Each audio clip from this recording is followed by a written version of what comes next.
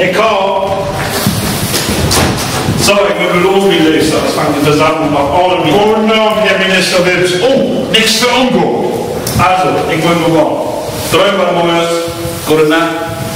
Auf das Brüllen von der Heizung morgens ist ja viel mehr verlaugt als den Weckruf von der Rezeption. Ne?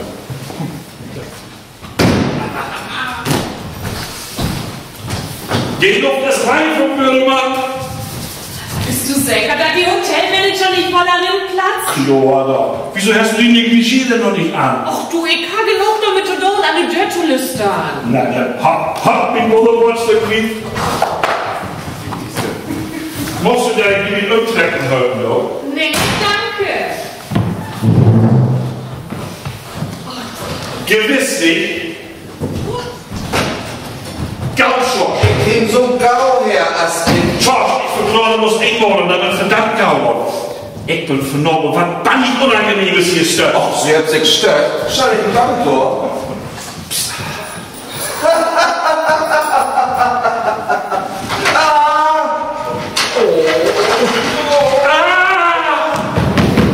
Der Teppich ist wahrhaftig von einer wunderbaren Qualität. Ohne Nähigkeiten erwähnt. Bitte, Peter, Tee, trockenen Kaffee, Tee trinken, eine Chamotti.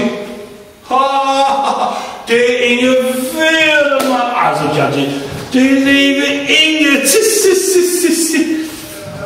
Frau Wilms, wenn Sie Herrn Wilms sehen will, dann sagst du ihm Gau Moin und für Tröger im Land, ja? Ach, Schwarz und West sind doch nicht albern. Ich lief einfach nach. Na? Ja. Also, ich meine, hier doch richtig nie weiter so eine Chance.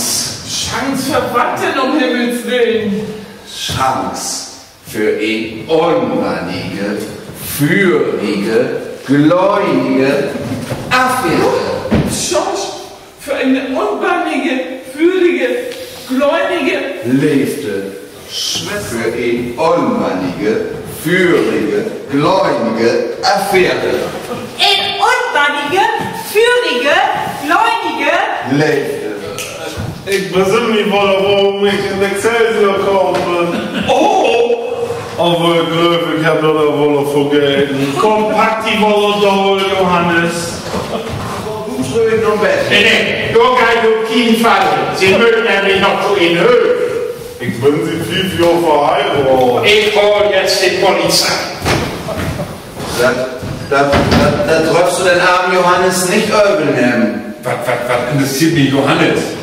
Nee, Becker, Jan Becker. Jan Becker? Ja, das bin ich. Das ist doch mir ein Privatdetektiv. Was ist denn mit dem passiert?